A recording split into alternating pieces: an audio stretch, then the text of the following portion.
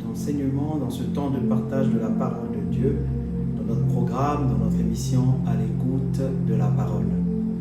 Nous sommes là dans l'objectif de partager ensemble la parole, de prier, de faire des déclarations et aussi surtout dans le but de mieux connaître notre Dieu.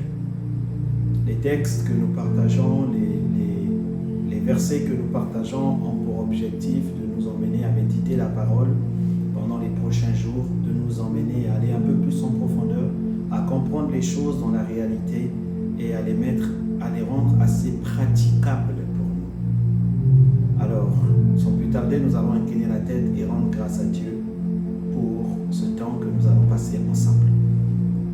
Tendre Père, merci, notre Dieu, notre Roi, notre Seigneur et notre Père. Merci Papa, parce que tu nous permets de nous retrouver encore ce jour, tu nous permets de partager ensemble la parole. Puisse ton esprit, le glorieux Saint-Esprit qui est digne d'être honoré, puisse être là avec nous, qu'il nous conduise, lui, l'Esprit de Dieu que nous adorons, lui, la présence manifeste du Père et du Fils, lui qui a reçu le mandat de nous enseigner, qu'il vienne nous enseigner. Seigneur, nous sommes là pour toi. Nous avons besoin de t'entendre, nous avons besoin d'être guéris dans nos cœurs, dans nos corps. Nous avons besoin d'avoir la paix et la liberté que tu nous as donnée. Puisse ta parole nous éclairer et nous illuminer. Au nom de Jésus, nous avons prié. Amen. Alors encore une fois de plus, bienvenue à vous dans ce programme. Je bénis le Seigneur pour vos églises, pour les pasteurs que vous avez, les pères que vous avez dans la foi, qui combattent dans ce combat d'apporter la parole et de prendre soin des âmes et des brebis du Seigneur. Je rends grâce à Dieu aussi pour mes pères dans la foi, ceux-là auprès de qui le Seigneur m'a appris tant de choses et beaucoup de choses, et je bénis Dieu pour leur vie. Alors, nous allons continuer dans ce que nous sommes en train de parler depuis plusieurs sessions déjà, le royaume de Dieu. Dans Matthieu 6, au verset 33, un verset que nous connaissons bien, le Seigneur a dit, recherchez premièrement le royaume et la justice de Dieu. Non pas le royaume d'un côté, la justice d'un côté, mais le royaume et la justice. Donc, le Seigneur a commencé à nous parler sur le royaume et bientôt, il va commencer à nous parler sur la justice d'ici quelques sessions. Mais nous ne ferons pas le royaume sans la justice parce que cela reviendrait à zéro. Il nous faut le royaume et il nous faut la justice de Dieu pour que toutes ces choses nous soient données. Il a dit tout, c'est tout, toutes ces choses. Il a dit premièrement, c'est-à-dire les fondements, la base de notre construction, de notre édifice, de l'édifice que nous sommes en Christ, doit être basé sur le royaume et la justice de Dieu, afin de comprendre toutes les choses qui viennent après. Souvent, nous avons commencé par mettre d'autres enseignements avant, après, oublier la justice de Dieu, oublier le royaume, et après nous nous sommes retrouvés dans des problèmes de stabilité. Alors voilà pourquoi depuis plusieurs sessions, le Seigneur a commencé à nous parler du royaume, parce que c'est le message que Jésus a enseigné, a parlé à toutes les fois où il allait. Il disait, le royaume de Dieu est semblable à. Le royaume de Dieu est semblable à. Et alors, nous avons parlé de recevoir le royaume, comment il fallait naître de nouveau. Naître de nouveau, aller être conscient de notre nouvelle naissance. Il fallait que nous soyons conscients de notre positionnement, parce que Jésus nous a positionnés en Christ. Et nous avons un positionnement au-dessus de tout ce qui peut se passer. Et nous appartenons à quelqu'un, nous appartenons à Dieu. Nous sommes sa propriété. Et en tant que sa propriété, il nous défendra au temps opportun, il nous défendra dans nos besoins, il viendra résoudre nos besoins, parce que nous lui appartenons.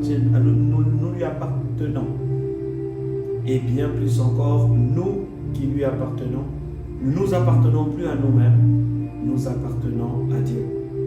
Et notre appartenance, c'est qu'il y a des choses que nous ne pouvons plus faire. Il y a des attitudes que nous ne pouvons plus avoir. Et comment connaître ces attitudes?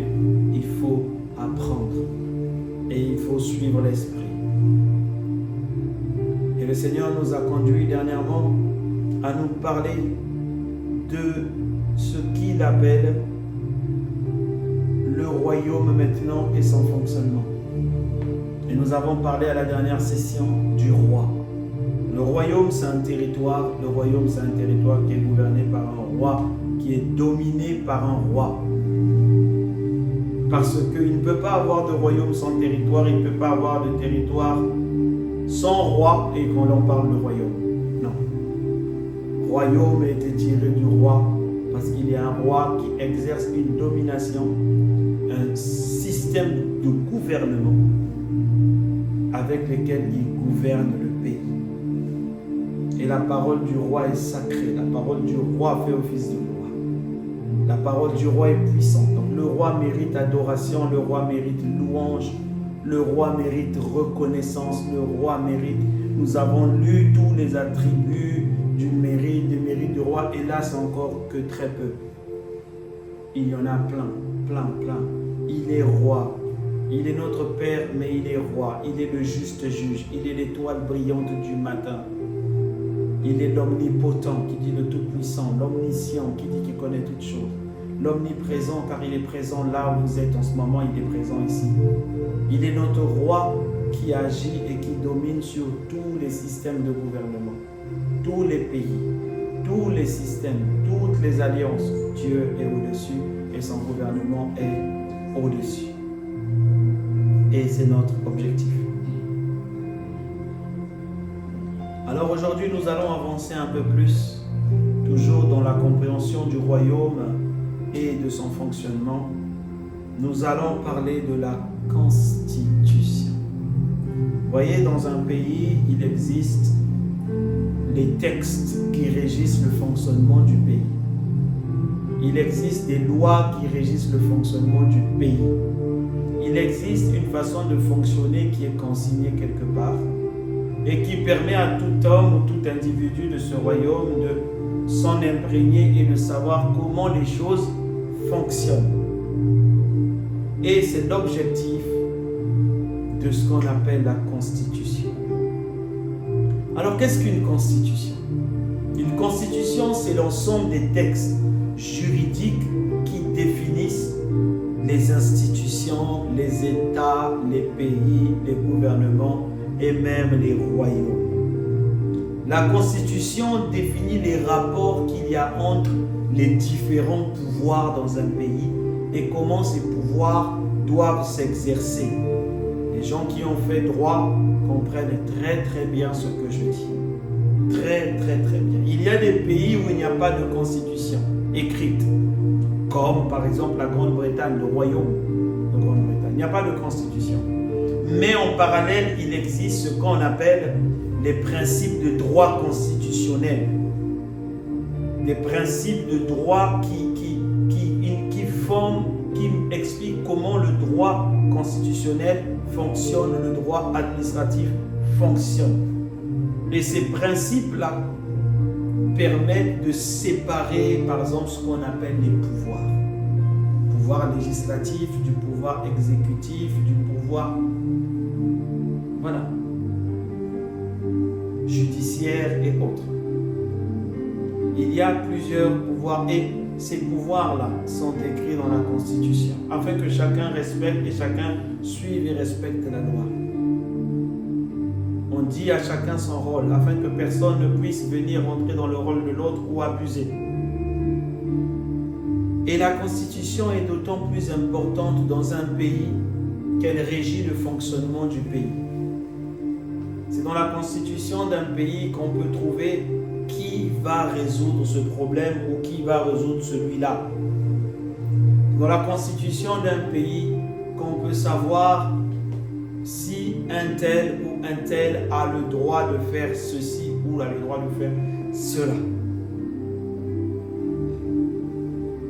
Dans la Constitution aussi, que nous trouverons ce qu'on appelle les ennemis de l'État, les ennemis du pays. Comment ils sont définis, dans quelle catégorie ils sont classés, les amis. Comment on fait des alliances avec des autres peuples, avec des autres nations.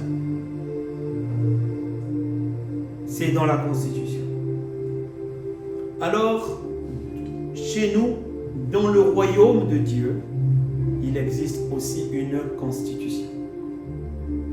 Que nous pouvons voir, si nous voyons la définition de la constitution, c'est là où les textes qui séparent les pouvoirs et les lois Mais chez nous, nous avons bien plus qu'une constitution dans le royaume de Dieu. Nous avons un recueil d'un ensemble de textes et de lois. Et notre constitution, la voilà. Elle s'appelle la Bible. Vous voyez, ce qui nous arrive, c'est que souvent nous lisons la Bible en croyant que ce sont des livres. Voilà pourquoi nous avons beaucoup de mal souvent à voir les secrets cachés dedans, les lois, les pouvoirs, les droits, ce que X a le droit de faire, ce qu'il n'a pas le droit de faire. Nous lisons ça comme des histoires. Ah tiens, ah oui, le roi un tel avait eu ça, il était tombé malade. Mais on ne refuse de regarder pourquoi il est tombé malade. Qu'est-ce qui était à l'origine de cette maladie? Mais qu'est-ce qui a fait que Dieu change sa décision? Par exemple, parlons du roi Osias ou Ézéchias. Qu'est-ce qui fait que Dieu, pourquoi Dieu utilise un tel? Mais c'est quoi le pouvoir des prophètes? C'est quoi le pouvoir d'eux? Mais tout ça est recueilli dans notre constitution, que nous ne prenons pas le temps d'examiner correctement afin de savoir comment marchent les choses. Afin de savoir comment marchent les choses. Comment fonctionnent les choses dans le monde spirituel. Et nous subissons. Parce que nous ne sommes pas amis de la Constitution. Vous savez, dans un pays, on dit souvent, bon, c'est pas toujours juste, hein. Les gens disent que ceux qui sont souvent les moins respectueux de la loi, ce sont les hommes de loi. Les juristes, les juges, les avocats. En gros, non, ils ne sont pas les moins respectueux de la loi. C'est juste qu'ils connaissent la loi, ils connaissent leurs forces de la loi, ils connaissent les faiblesses de la loi. Par exemple, chez nous, la Bible est toute puissante. Elle a la parole de Dieu. Mais quelqu'un va me dire, oui, mais les faiblesses de la Bible sont où? Non, il n'y a pas de faiblesse dans la Bible. Mais il y a des choses qui nous permettent de toucher le cœur de Dieu. Par exemple, la miséricorde. Quand on étudie la miséricorde au travers de notre constitution, nous allons voir que la miséricorde est comme une porte ouverte où Dieu nous accueille toujours.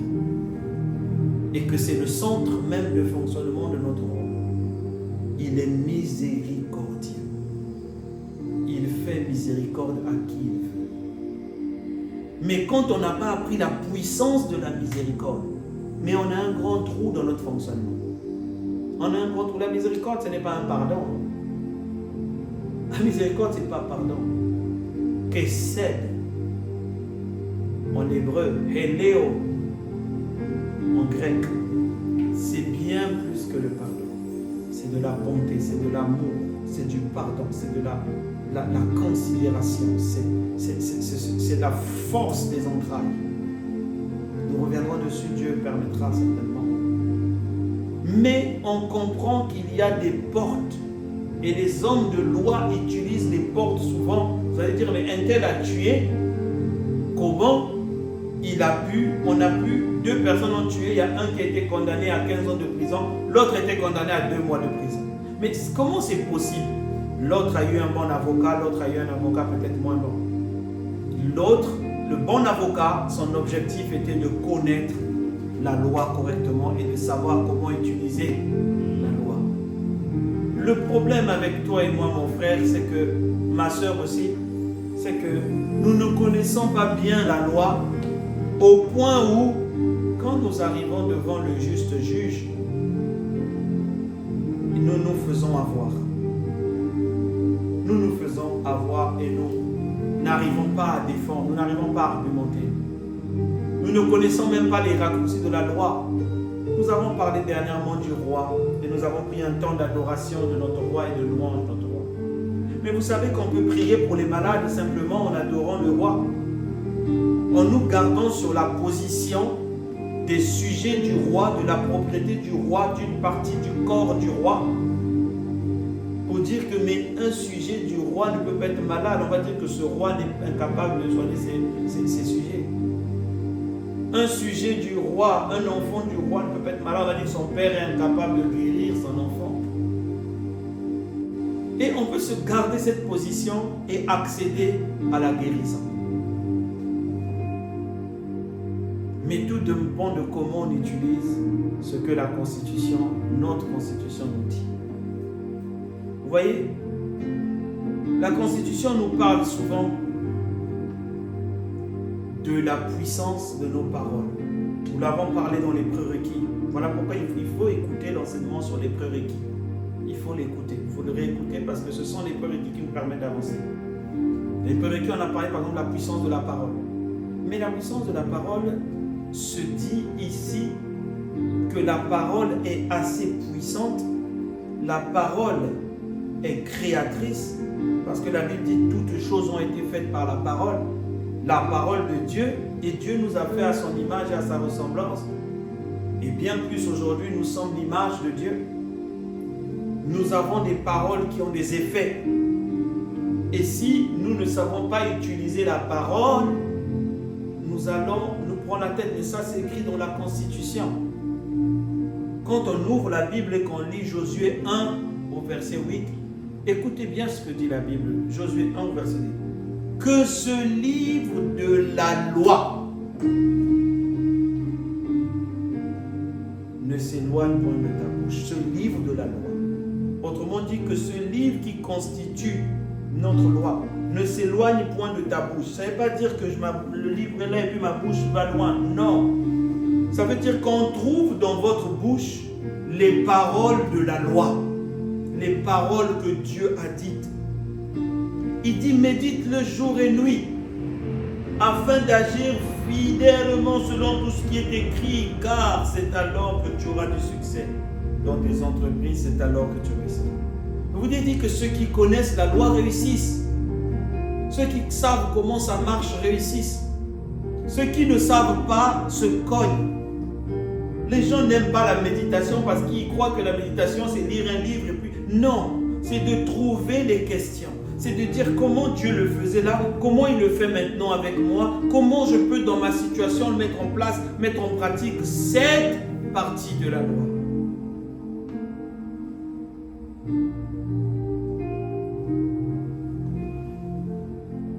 À l'intérieur de ce livre se trouve beaucoup de lois, beaucoup de fonctionnement de Dieu et du royaume.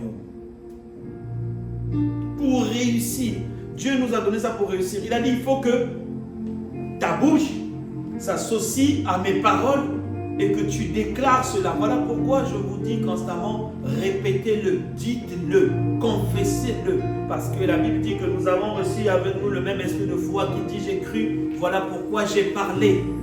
Parce que dans nos paroles, il y a de la puissance. Et quand la parole est associée à ce que la parole du Créateur dit, ce que la loi, notre constitution dit, le succès est garanti. Alors cette constitution qui est ce livre, qui est cette parole, nous permet de connaître beaucoup de choses. Tellement de choses. Par exemple, concernant la parole. La Bible dit, dans le livre de Proverbes 18 au verset 20, c'est du fruit de sa bouche que l'homme rassasie son corps. C'est du produit de ses lèvres qu'il se rassasie. Ça veut dire que le fruit de notre bouche, ce que sort de notre bouche, c'est ça qui finira par nous nourrir. C'est ça qui va finir par nourrir notre corps. Si on parle mal, on aura des réponses qui vont faire mal à notre corps. Il dit c'est du produit de ses lèvres, ce que tes lèvres vont produire. C'est ça qui va te rassasier. Et le verset qui vient après, c'est un verset que tu connais très bien. Il est dit, la mort et la vie sont au pouvoir de la langue. Par exemple, ça, la parole nous enseigne, nous montre qu'il y a un pouvoir. La Constitution sépare les pouvoirs. Par exemple, là, on vient de sortir un des pouvoirs que Dieu a donné. La mort et la vie sont au pouvoir de la langue. Donc la langue, ce petit organe, ce petit membre, Jacques dit qu'il peut embraser tout le corps. Ça veut dire qu'il a un pouvoir, mais comment on le trouve? Dans la Constitution qui lui a donné ce pouvoir. Par elle, tout a été fait. Rien n'a été fait sans la parole. Alors, c'est dans ce pouvoir qu'on dit que rien n'est impossible à l'homme. Au travers du pouvoir que Dieu a donné à ce qu'il appelle la foi. À l'intérieur de ce livre, la Bible dit, dans le livre de Marc 9, au verset 23, Jésus répondit, si tu peux, mais tout est possible à celui qui croit. Tout est possible. Tout, regarde-moi bien, je répète, tout est possible si tu crois. Tout est possible. Mais c'est un pouvoir que Dieu a donné. À quoi? À la foi. Tout est possible à celui qui croit. Nous reviendrons sur la foi après. Mais c'est un pouvoir que Dieu a donné. Et ce livre nous enseigne le pouvoir de la foi. Quel est, dans quel article, dans quel chapitre, dans quel sous-titre est écrit le pouvoir de la foi. C'est un livre qui est la constitution du fonctionnement du royaume et qui régit tous les pouvoirs, qui les donne.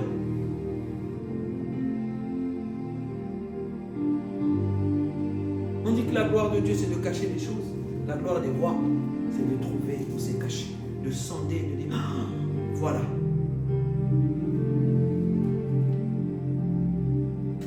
C'est là. Mais il faut où? Dans la constitution. Dieu a créé le royaume, il nous a mis dedans, nous sommes nés dedans, on est nés, on respire maintenant, on est en train d'apprendre les rudiments, de grandir. À un moment, les parents te diront, il faut que tu saches comment ça fonctionne dans le pays. Parce que même si tu as 4 ans et tu fais mal, on est capable de t'envoyer enfermer quelque part où tu n'auras plus tes parents. Parce qu'il y a un fonctionnement et il y a une constitution.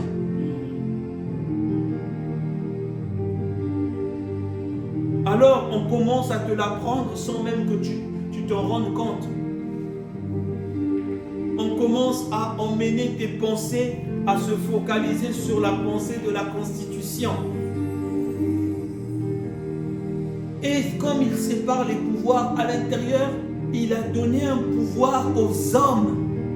Et si tu ne connais pas ce pouvoir, tu vas subir et tu ne vas pas agir en tant qu'homme. Il y a beaucoup de choses que tu subis, parce que tu ne sais pas que l'homme a un pouvoir. La Bible dit, faisons l'homme à notre image et à notre ressemblance. Première chose, pour qu'il domine. Qu'il domine, il domine. C'est-à-dire que Dieu t'a créé pour que tu domines. Au lieu de te plaindre, oh Dieu, oh, tu as vu, mais ça, oh Dieu, jusqu'à quand? Dis-lui, Seigneur, où est l'homme que tu as créé? Où est la femme que tu as créée pour qu'il domine? Pour que je domine. Tu m'as donné la domination. Manifeste cette domination parce que je crois. La Constitution m'a dit dans le livre de Genèse 1 au verset 26 que tu as dit, faisons l'homme à notre image pour qu'il domine. Je dois dominer. Telle est la Constitution que tu as dite. Telles sont les paroles qui t'ont attaché. La Bible déclare que Dieu a mis la parole au-dessous de lui. Il ne parle pas lui-même. Lui-même, il respecte sa parole.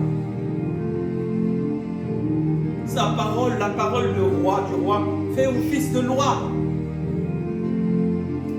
Alors quand on ouvre la Bible, on n'est pas en train d'ouvrir un livre quelconque. On est en train d'ouvrir la parole du roi. On est en train de chercher les articles de la Constitution par rapport à notre affaire. Je vous conseillerais de lire un livre qui s'appelle La prière fervente de l'évêque Oyedepo. Il vous explique comment on prend des versets bibliques comme article de loi et quand on vient devant le juste juge. Il y a des moments où tu viens prier devant ton Père. Il y a des moments où tu viens adorer le roi. Mais il y a des moments où tu veux voir une situation être changée, tu vas devant le juste juge. Tu vas devant le juste juge. Et le juste juge te parle. Et tu comprends que l'homme a un pouvoir et ce pouvoir est écrit dedans, là, dans ce document. David avait compris ça. David a dit dans le psaume 8 au verset 4 à 10, il dit, quand je contemple les cieux, l'ouvrage de tes mains, la lune et les étoiles que tu as créées, qu'est-ce que l'homme pour que tu te souviennes de lui? Ça veut dire que Dieu se souvient des hommes. Tu peux dire, Dieu se souvient des hommes. Il dit, et le Fils de l'homme pour que tu prennes garde à lui. Tu lui as fait de peu inférieur à Dieu. C'est-à-dire que tu es limite un peu inférieur à Dieu. Il dit, tu l'as couronné de gloire et de majesté. Donc tu as une gloire, tu as une magnificence. Jésus a dit, je leur ai donné ma gloire. Il dit, tu lui as donné la domination sur les œuvres de tes mains et tu as tout mis sous ses pieds. Les brebis comme les bœufs, les animaux des champs, les oiseaux, les poissons de la mer, tous ceux qui parcourent les sentiers de la mer. Éternel notre Dieu, que ton nom est magnifique sur toute la terre. Ça, c'est le pouvoir qu'il a donné aux hommes. C'est le gouvernement qu'il a donné aux hommes.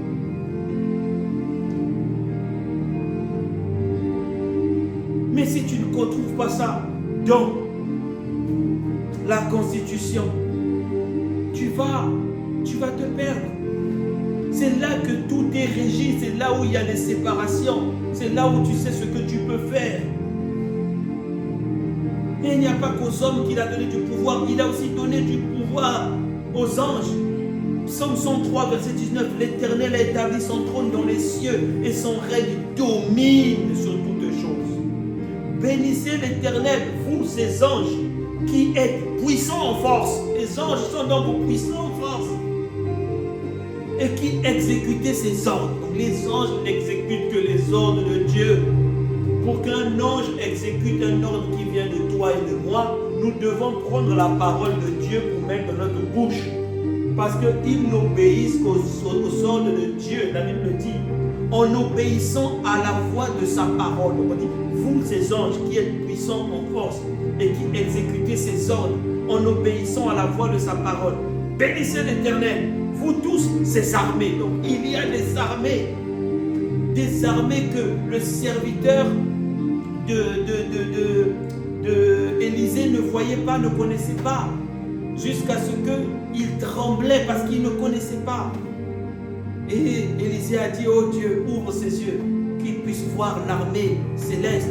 Il a vu des chars de feu, des anges, tout. Il a dit, waouh, on est bien gardé. Mais c'est ça, tout ça, c'est écrit où? Dans la Constitution. C'est elle qui t'affecte le pouvoir d'enfant de Dieu. C'est elle qui t'affecte le pouvoir de fils, de fille de Dieu. Et lorsqu'on ne connaît pas la Constitution, c'est là où on se perd.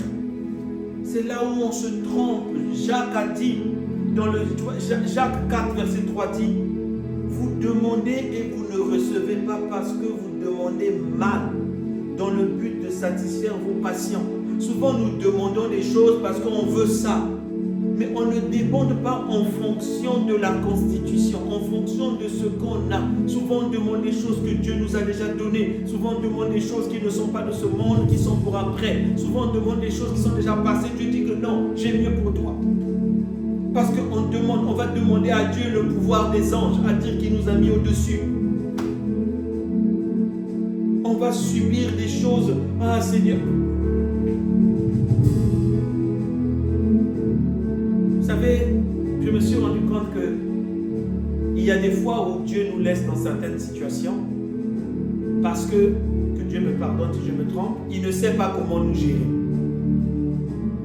Parce qu'il y a des gens qui sont sous la grâce, ils vont demander des choses de la loi. Ça veut dire quand je parle de la loi, je ne parle pas de la loi constitutionnelle du royaume qui est la Bible, je parle de la loi de Moïse, donc l'ancien régime. Régime où Dieu traitait les hommes, pas les gens qui sont dans le royaume. Et Dieu dit, mais toi tu es né de nouveau, tu es normalement sous la grâce. Voici comment fonctionnent les choses sous la grâce. Mais tout ce que tu veux, tu me demandes, dépend de la loi. Si je te réponds comme ça, je suis obligé de te faire subir toute la loi. Mais si je te réponds selon la grâce, tu ne veux pas ce que la grâce dit, tu ne la connais même pas. Donc, qu'est-ce que je fais? Je croise les mains jusqu'à ce que tu apprennes et que tu comprennes que là, Je ne suis pas ça là, c'est voici comment ça va. Mais tout ça c'est pourquoi? C'est dans la connaissance de la Constitution qui est la parole de Dieu. Et ça vient par la méditation des Écritures. Donc nous ne recevons pas parce que nous demandons mal. Et lorsqu'on demande mal, c'est parce on mélange les choses. Tu vas demander le nom de quelqu'un d'autre, mais toi tu ne t'appelles pas comme ça. Tu vas demander, Seigneur, je veux un passeport de tel pays, mais tu n'es pas ton pays. Seigneur, je veux le passeport au nom d'un tel, je veux seulement comme lui. Mais non, toi tu as un nom. Donc ton apagaille, Dieu ne sait même pas comment te répondre. Il croise les mains, il t'attend. Il te dit, repars lire la parole, repars dans la Constitution, repars. Un serviteur de Dieu disait, quand tu dois te présenter devant la Bible, prends ton problème, et Dieu disait devant la Bible, devant Dieu pour prier, prends ton problème et cherche dans les Écritures quels sont les textes de loi qui te permettent d'aller devant Dieu. Et fais pleuvoir les textes et tu vas voir les résultats s'accomplir. Tu verras les résultats s'accomplir.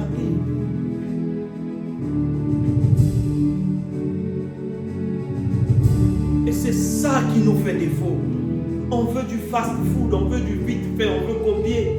Mais ceux qui ont percé, ceux qui ont atteint des sommets, ceux qui ont fait plus de choses avec Dieu, ils avaient ça là dans la bouche. C'était dedans, ils avalaient ça, Au point où dès qu'une situation se présentait devant eux, un verset montait, une explication montait. Ils appliquaient, ils agissaient selon des lois du royaume, non pas des lois de ceux du pays, des lois du royaume. Ils comprenaient que lorsqu'un Goliath se lève, ça veut dire qu'il y a un David qui va bientôt percer, il y a un David qui va bientôt sortir, il y a un David. Ils savaient ça. Donc devant certaines difficultés, ils disaient, Seigneur, nous te rendons gloire. Pourquoi? Parce que je vois dans ce problème-là la gloire de Dieu se lever. Mais pour réagir comme ça là, être sous la domination de notre royaume, mais il faut que tu connaisses la Constitution de toi. Je dis, pourquoi tu dis ça? Oh, mais parce que j'ai vu Joseph quand ses frères l'ont vendu. J'ai vu ce que tu as fait. J'ai vu avec Israël, Jacob, quand il a fui, il allait se cacher. Quand il s'est retrouvé là, ce que Dieu a fait derrière. J'ai vu avec David, quand il a été rejeté, quand il a fait ce que Dieu a fait derrière. Donc tu comprends ce que derrière, ce qui se cache. Vous voyez, c'est dans la parole que vous apprendrez que le désert n'est pas mauvais. Parce que quand vous écoutez le mot désert, chez nous on pense que désert ça veut dire qu'il n'y a rien. Le mot désert en hébreu ça veut dire mildabar. Je crois mildabar. Là où davar, c'est la parole. Donc le mot désert, nous on le voit comme quelque chose, des moments de souffrance, des moments de sécheresse. C'est faux. À chaque fois que le mot désert, mildavar veut dire à la recherche de la parole. C'est dans ces moments, dans ces lieux que Dieu parle.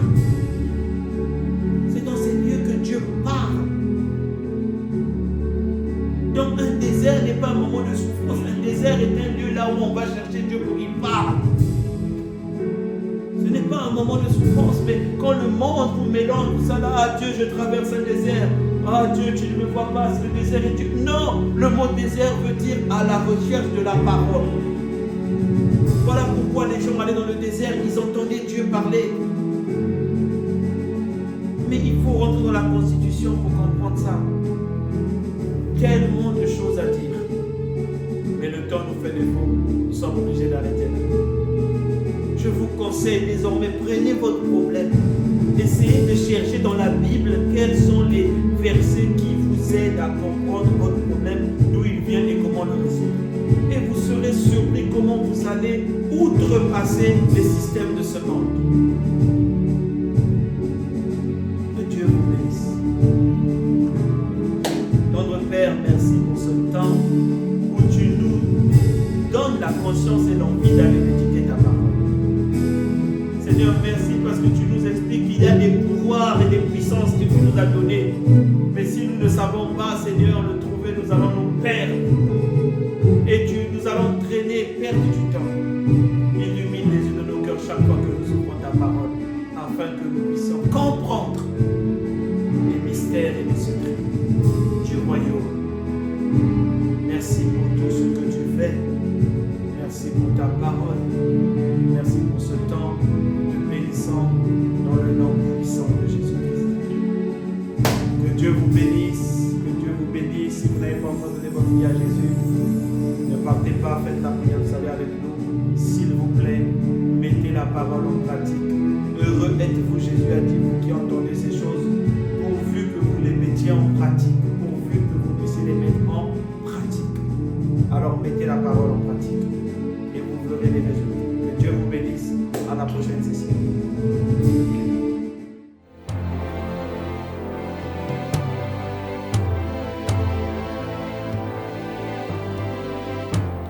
Ô Seigneur Dieu, je crois en ton Fils Jésus-Christ. Je crois qu'il est mort pour moi et que Dieu l'a ressuscité d'entre les morts. Je confesse de ma bouche que Jésus-Christ est le Seigneur de ma vie. Dès maintenant et pour toujours. Je donne ma vie à Jésus-Christ dès aujourd'hui et j'ouvre mon cœur par la foi et reçois le salut.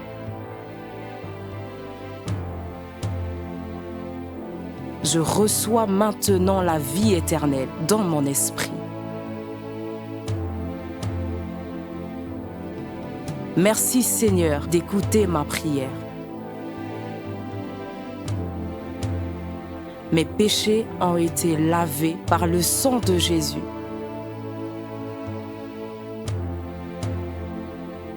Christ vit maintenant en moi. Et je suis libre. Je suis sauvé. Je suis né de nouveau. Et dès aujourd'hui, je marche en ayant conscience de ma nouvelle vie en Jésus-Christ. Amen.